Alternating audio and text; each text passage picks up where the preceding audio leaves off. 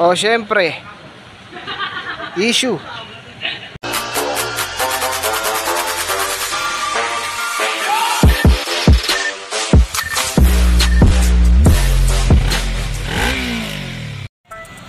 Issue na ito, hindi ko pa rin alam, putik. Pag may na daw, mahirap na mag-start. Baka nga valve clearance, baka may singaw na to eh. Tapos inayos nila yung wiring, kaso nawalan ng kuryente daw. Ngayon humihina daw yung 1 and 4 na coil, hanep. Hindi ko sure kung yun nga yung issue, pero check na rin natin. Hanep. So ito na nga, pinunta nila ng, sigurado ako mumurahin to eh. Sobrang mumurahin itong Lintik na to. Ayan, nangyari, nahugot yung yung laman nung spark plug cap. Saan ba yun? Ayan, naiwan sa loob eh. Tapos wala siyang resistor, ang nakalagay sa kanya spring lang.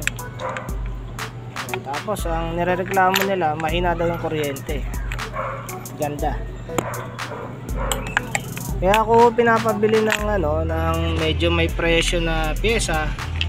Kasi para sa purpose ho yun. Hindi ho para kumita lang yung nagbebenta, no? Para sa purpose ho yun. Kung bibili kayo ng mura, ayan, ganyan ho mangyayari. Siyempre, murang quality rin. Ano kayo ng teteng?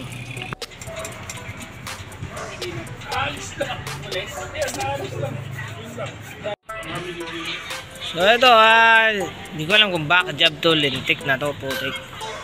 Subukan buksan yung isang spark plug, bunutin. Ito, lin pala oh.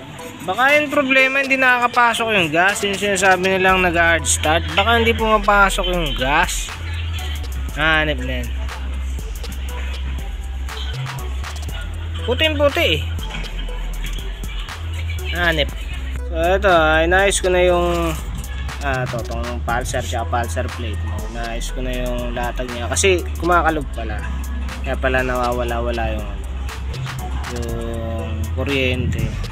Hindi gumit na yung butas. So back job tong part na to, no. Ngayon napaandar ko na, okay na ulit. Tapos yun nga, pag mainit, ayaw na start. Hanip na yan. Kaya check tayo ng compression test tayo. Kakalasin lahat ng spark plug. Ito sir, yung batawag dito, cylinder number 1 compression test.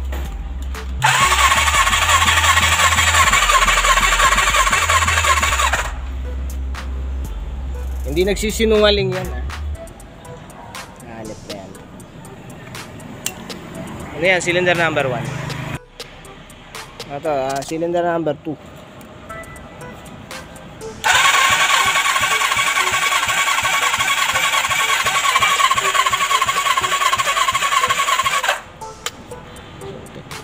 Ganyan, 75. Hanip. Ito, cylinder number 3. Tusok dyan, ayan.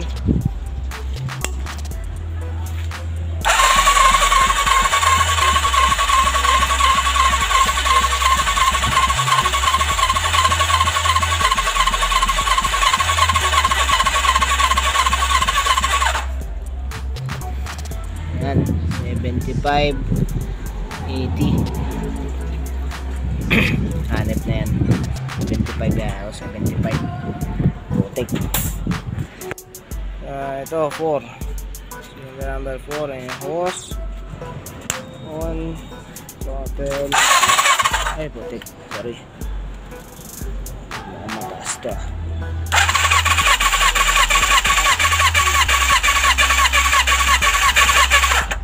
Yun lang yung pumasa, yung number 4 ano. Yan, 120. Hanip.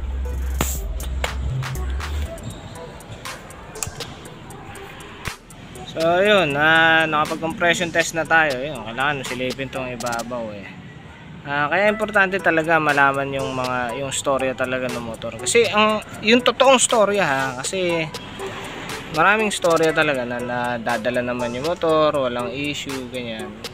Maraming naging ganong issue sa akin eh, na dinala yung motor dito, wala namang problema, tuning lang, no, na idadala naman sa kung saan saang lugar.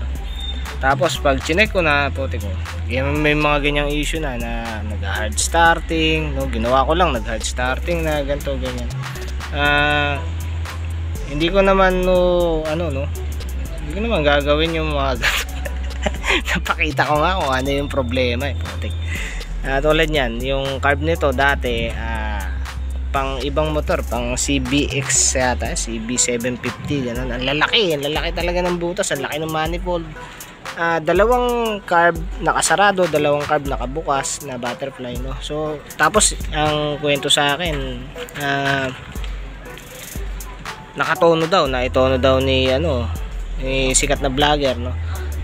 Hindi ko alam kung base doon, pero mo bagsak yung tatlong cylinder, bagsak sa compression test, dalawang cylinder, dalawang carb nakasara, dalawang carb naka-open, tapos ibang carb yung nakakabit dito sa makina, tapos ang pulser o ang CDI pang XRM o pang maliit na motor, dalawa, apat na ignition coil, kayo na humusga. Butik na yan. Ayun, no, ginagawa ko dito, binabalik ko sa pinakamaayos na setup, no. Para hindi rin magproblema, para ma-maximize din yung potential ng makina, no? Yun yung ginagawa natin dito. Kaya binibidyoan ko rin lahat para wala ring masisi sa akin. Tulad yan, yung sinasabing hard start, biglang naging hard starting, no, na ginagamit naman nila. Buti na lang meron ako nito. Advice ko sa mga ibang mekaniko, no, mag-video din kayo, videoan nyo para safe kayo, para protektahan nyo rin yung sarili nyo, kasi marami talagang sasama yung loob nyo sa mga pinagsasabi nila na pero mo, binibigay mo yung talento mo, yung utak mo, yung pagod mo sa trabaho, pero ganun yung sasabihin, di ba? Nakakasama ng loob eh. Kaya hangga't maaari, binibidyo ko ultimo yung kalilitang detalye para mapakita rin na hindi ako magsisinungaling sa inyo. Lalo to, tingnan nyo, pang maliit na motor, di ba? Nung hinugot ko, natanggal yung mga laman, nahulog yung spring sa loob, ganyan. So nagproblema pa, dumagdag pa sa problema mo, nakukuha ka pa ng pang tanggal nun, ganyan. Ito, peltang ko ulit kasi nga nahugot eh, tinanggal ko na lang, peltang ko ng iba. Ito, goodies, diba? Yung mga ganun kasimpleng problema na dumadagdag pa sa problema. Hanggat maaari binibigay ko kung ano yung dapat eh, para hindi rin sila mamroblema eh, para pare-pares kami, hindi na problema. Tsaka ang tip ko sa lahat, no, lalo sa mga may-ari, ibigay nyo lahat ng impormasyon na kaya nyo ibigay. Huwag kayong magsisinungaling sa mekaniko. Ibigay nyo lahat ng impormasyon para hindi rin mahirapan yung mekaniko. Alright? Wala akong sama ng loob sa may-ari nito. Siguro baka hindi niya rin alam yung yung totoong status nito, kasi hindi naman siya mekaniko eh, di ba? Kung mekaniko ka kasi, maintindihan mo eh na yung dalawang cylinder o dalawang carb, sarado yung butterfly, tas dalawa bukas na bukas, no? Kung ikaw mekaniko, maintindihan mo yun na putik, hindi balanse yun, kasi dalawa bukas, dalawa sarado, diba? Paano mo nga naman maitotono yun, diba? So yun lang, protection ko lang to, no? Protection ko lang yung mga pinagsasabi ko dito, kasi ayoko rin naman na may sasabi, hindi naman para sa para sa video lang o para sa para to sa mga motor, kasi ako talaga meron akong pagmamahal sa mga motor, no. So, sana kayo din, hindi to pera lang, no. Kung pera lang, madali yan, no. So yun, dami ko na sinabi po. Tirahin na natin to. Papaalam ko muna pala sa may-ari kung papabuksan niya ba o hanip na yan. So ito na nga, wala nga siyang mga fuse, no? Kaya lalagyan ko siya ng fuse box. Set up ko lang yung mga wires, hanapin ko lang yung mga wires. Baka hindi ko nabatakin lahat eh, kasi masyadong malaking trabaho, masyado na ako lugi dito sa trabaho na to. Putik na yan. Ayan, dukutin ko lang yung mga linya. Pero kung negative talagang babatakan po, parang alanganin talaga eh.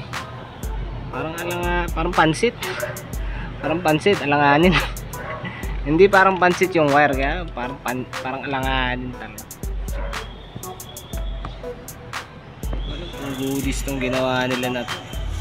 So, setapan ko lang ng ng fuse. Tapos check ko na rin yung langis. I-drain ko yung langis, malaman ko ano yung tsura. Kung goodies naman, edi salin ulit, lagyan lang ng strainer. Pero kung negative na change oil, kailangan yun eh. Alright, ito binalot ko lang ng plastic para hindi pasukan ng masama yung elemento, putik. So ito, kumuha ko ng malinis na lalagyan, no?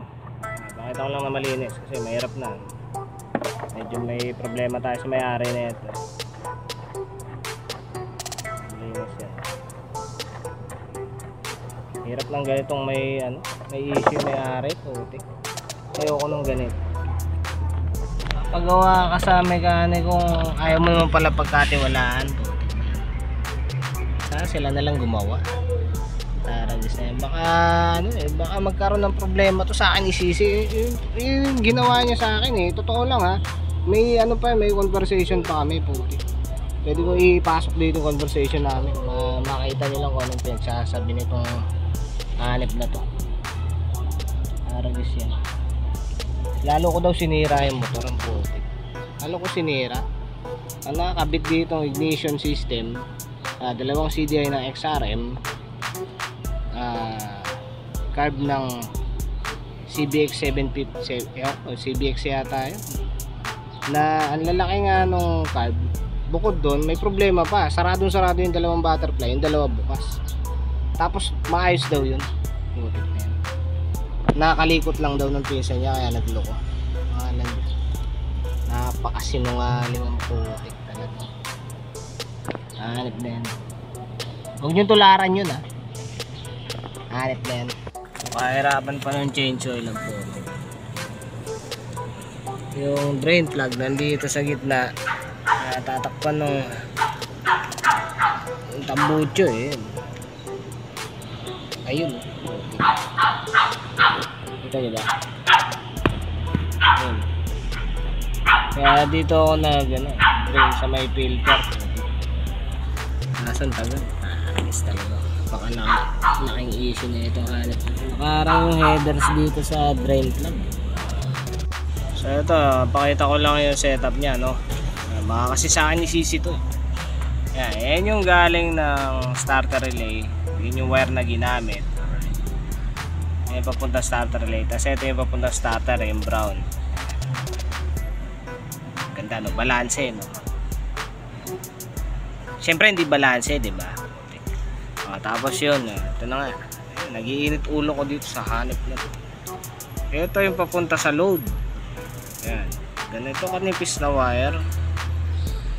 Yan, papunta doon, papunta sa susian, tsaka sa kung saan load na yan. Papunta rectifier, papunta kung ano-anong load yan. Pasok na doon. Tapos ito na, mga relay. Walang fuse. Diretso doon yan. May na ganyan, may mga lumaylay na kung ano-ano dyan. Ipapakita ko lang kasi putik, sinisi sa akin yung mga yung mga hindi naman sa akin problema, putik. Dinadala nga dito para maayos eh. Tapos sa akin sinisi yung mga nakakayamot. Ayoko na sana tanggapin kaso iba yung binibintang sa akin eh, putik. Nakakainis ang putik. Sobrang nakakainis. Ayusin ko pa rin kasi yun yung trabaho ko eh. Yun yung aim ko, yun yung goal ko. Kaya ako nagbuo ng Shopman para sa ganyan. Putik, huwag nyo naman lokohin yung mga mekaniko nyo. Aragis ka. Pag yan mga yan nagtampo sa inyo, mahirapan kayo maghanap. Totoo lang, mahirapan kayo maghanap ng mekaniko. Baka isang araw maging loko-loko na rin ako dahil sa mga kagaya nyo. Sa totoo lang, napakadali man loko ng kliyente. Napakadaling dayain niya mga yan. Sa totoo lang. Wala mga sakit tong mga ilaw sa likod. Ayan. diretso siya dun sa dito sa may sakat ng bombilya. Mga naka cable tie, mga naka tape tsaka naka cable tie. Tapos mga tumawid sa ilalim. Ayun.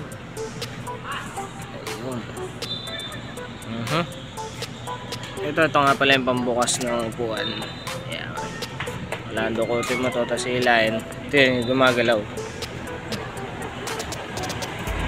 So ito yung sitwasyon dito sa may headlight. Tinanggal ko na yung headlight.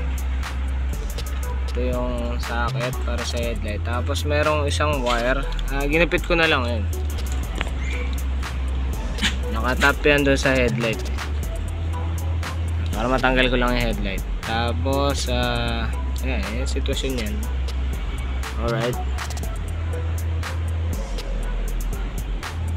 Yung lahat ng wire exit ko na. Bale, lalatagan na natin ng bago. Para hindi na rin magulo eh. Kahit na sinisisi sa akin yung mga mali nitong motor na to, gagawin ko pa rin yung kung ano yung kaya kong gawin. Kung ano yung kailangan gawin. Gagawin ko pa rin. Napakita ko naman yung kung ano yung mga ginagawa. Tsaka kung ano yung itsura talaga ng motor nila. Kung isisisi nila sa akin to, problema na nila yan. Basta ako ginampanan ko, diba? Pinapakita ko naman kung ano yung ginagawa ko. Alright. So ito na lahat ng wire na bumaybay, no? Andito pa yung mga sa switch, syempre. Tsaka sa mga load, diyan pa. Ito lang yung bumaybay sa chassis. Ito 3-phase yung galing stator. Ayusin ko na rin kasi medyo duda din ako sa setup na yun. Ayan. Tapos wala siyang automatic fan switch, yung thermo switch. Tsaka yung fan masyadong maliit para sa radiator. Maliit yun. Yung radiator, liit ng fan. So yun. So ito na, ito na yung dulo. Maabot na rin ako sa dulo. Galing dito sa battery, negative. Kulang pa to eh. Meron pa dapat tong negative papunta ng body ground. Dito sa, actually dapat sa starter na body malapit yun. So yun, dudugtungan lang natin. Hanapan natin ng tornilyuan dito para sa body ground. Tsaka matabang wire. Yung positive papunta naman sa starter relay.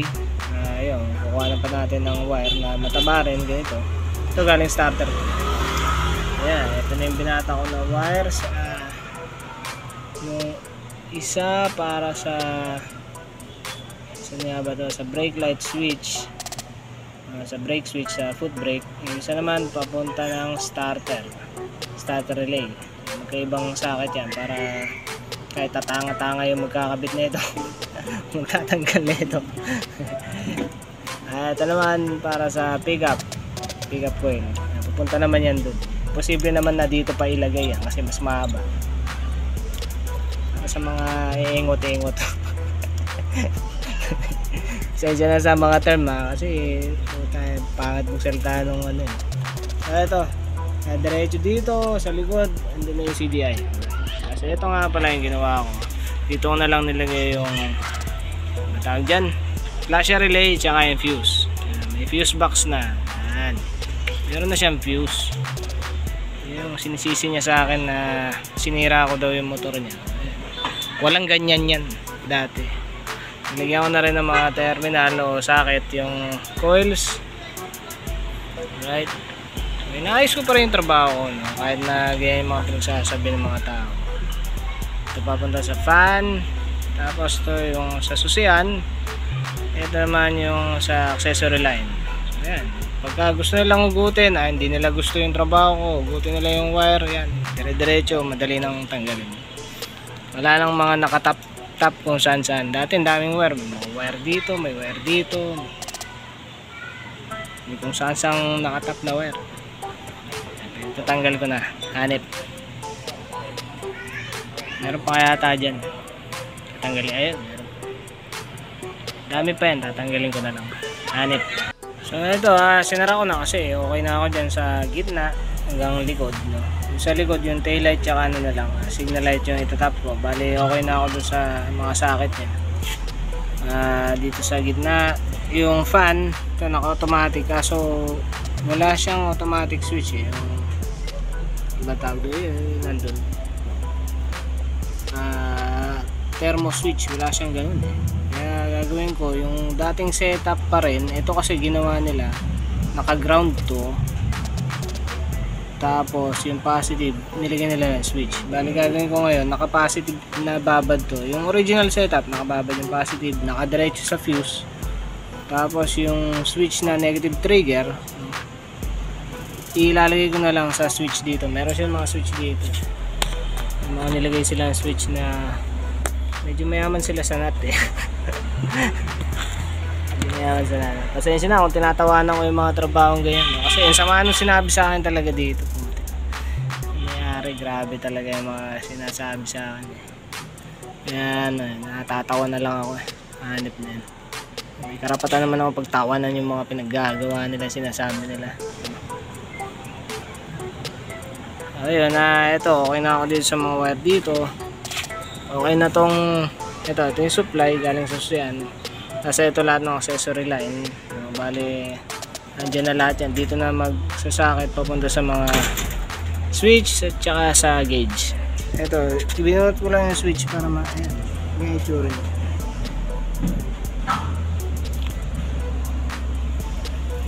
Siyempre papalitan ko na ng mga wire yan. Hanip na yan. Ito, change oil na yung tropa natin. Alright, ito yung ginamit na langis Castrol na 10W40, 3 litro. Nakalagay naman dyan 3 liters. Lakas ng ulan. Tapos coolant, nagpalit na rin ng coolant. Alright, para palitan nga pala ng ano to, ng langis, para ma-drain yung langis kailangan tanggalin pa yung headers. Yan, tinanggal nga ng tropa si Maxman ang tumira niyan. Maxman tantanan doon hey. Kung gusto nyong makita kung paano ginawa yun, ayan, silipin nyo na lang yung YouTube channel niya eh. Ibibideo dito, silipin nyo na lang yung YouTube channel niya. Ilagay ko na lang siguro dito, paste ko na lang dito para makita nyo rin yung mga ginagawa, kasi siya na rin gagawa niya susunod. Ayoko na ng mga bulok. Isip. Tantanan. Ito nga pala yung ano, ito dala ko na sa shop. Ito nga pala yung nakolektan lang is, alright. Siguro gano'ng karami yan, siguro nasa ano 3 liters din siguro, 2.5 yan. Siyempre, hindi siya maubusan ng problemang ibibigay sa akin, hanip. Ngayon ayaw naman mag-start. Ay gumana ng starter. Kahit i-short ko, wala, ayaw na. Hanip na yan. Tatanggalin muna natin yung linya ng tubig. Tapos saka natin yung booty starter. Yan. Pakita natin yung ano.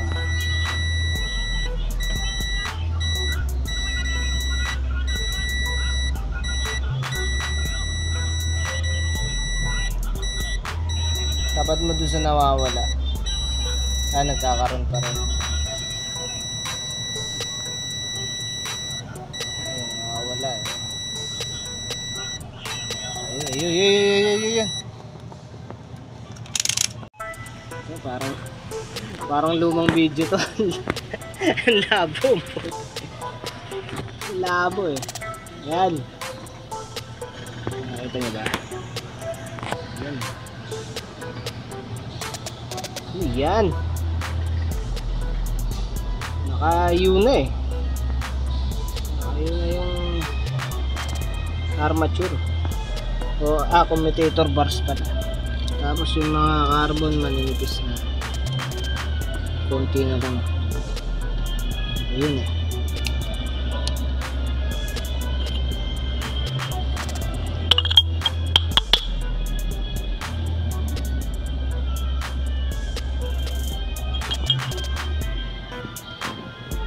Ano tawag dyan? Hanip. Hanip ang tawag dyan.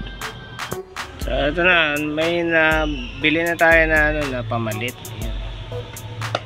Yan. Mukha namang sakto. Yan, mukhang okay naman to. Goodies. Hanip na yan. Okay. Kuryente ah.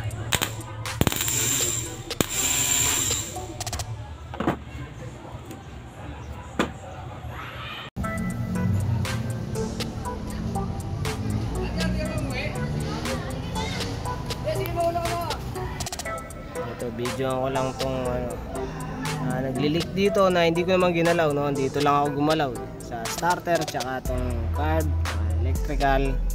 Ito, malay ko kung anong nangyari dyan. Hindi ko na yung gagawin. Kabila, dito sa kabila yung starter motor, yun nirepair ko rin, no? Palit nung carbon brush assembly. Yan, libre din yun. Libre yan, libre yung wiring, libre yung fuse box, yung starter relay, libre yung mga spark plug caps, libre yung mga yan. Libre. Hanip.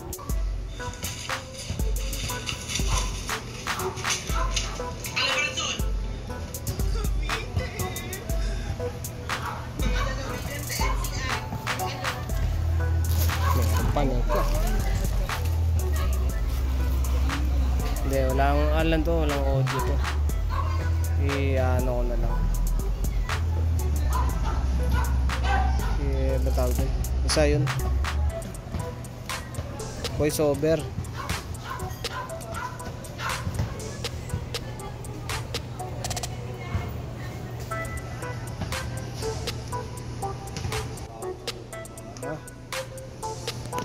Hindi ko na tinapos yung paglinis ng electrical kasi minamadali na rin ng may-ari, gusto niya nang kunin. Tinapos ko lang para makuha niya na kasi miss na miss niya na to eh. Miss na miss niya na yung classic bike niya daw. Hazard, ipakita ko lang na gumagana. Protection ko lang kasi mahirap na eh.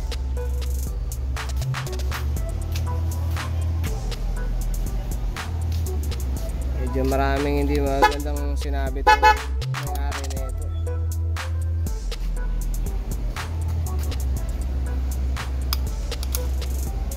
Makita nyo rin na dun. Ano lang to, safety. Brake pa pala. Brake. Magana naman yung brake. Ano pa ba? Headlight. Ito pala, headlight. Driving. Headlight.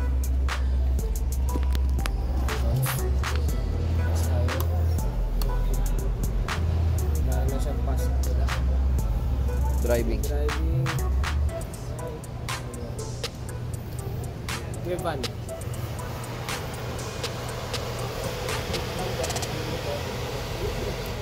Bakit ako lang yun? Kasi wala na akong balak kausapin yung mga may-ari na ito. Ito yung sa white, ito yung sa yellow. Tapos yun yung sa ano, sa pan. Start nga pala, nakalimutan ko na. Pag nakapatay ito, syempre walang start.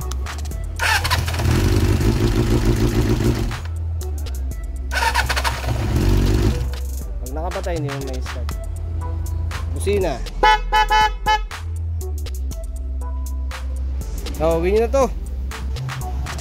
Ito, maawa sana ako para referentong ano eh, itong leak eh. Ayan yung condition niya eh. Mukhang tinambakan ng masilya eh. Masilya oh. Kapal eh. Mukhang minasilyang maigi eh, para hindi mag-leak eh. Kaso yun nga, nag-leak. Baka saan nyo pa isisi yan? Pakita ko ng buo.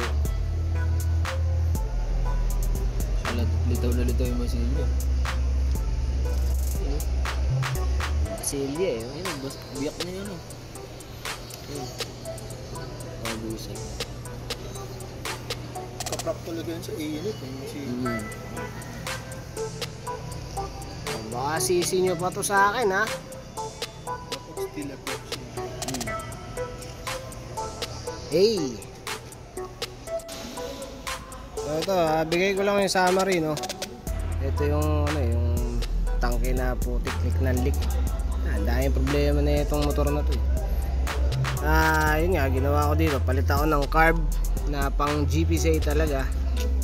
Alright, kasi dati nakakabit dito pang CBX 750 yata yun. Masyadong malaki, laki talaga. Tapos sira pa. Ignition coil palit ako bago, right? Dalawa. Tapos winiringan ko na rin. Although hindi masyadong maganda kasi nga minadali na rin to. Mga spark plug cap, yan, peltan ko na rin. Lahat yung peltan ko. Spark plugs, yan. Mga wires, fuse box, naglagay na ako fuse box. Wala kasing fuse box dati. Isang fuse lang para sa lahat. Flash relay. Tapos rectifier, yun, peltan din. Ay, susi, hindi mo ko dito. Yung CDI, yan, palitan ko CDI. Tapos yung mga wiring dyan. Ano pa ba? Yung sa harap, may driving light, fan. Well, hindi siya malagyan ng auto na fan kasi wala akong ganito eh. Wala akong switch para dyan eh. Dati rin naman wala yun. Neutral light, wala rin switch. Ito, dito dumaan yung sa pulser, right? Ano pa ba? Carb, nasikaso pa. Cable, palit din. Starter relay, bago na rin yun. Pinalitan ko rin. So, naka-fuse na yan. Ayun. Yun lang naman, konti lang. Taragis na yan. Change oil, pinag-change oil nga rin pala ako dito. Tsaka coolant, palit ng coolant. So yun. Sarado na natin. Papakuha ko na to eh.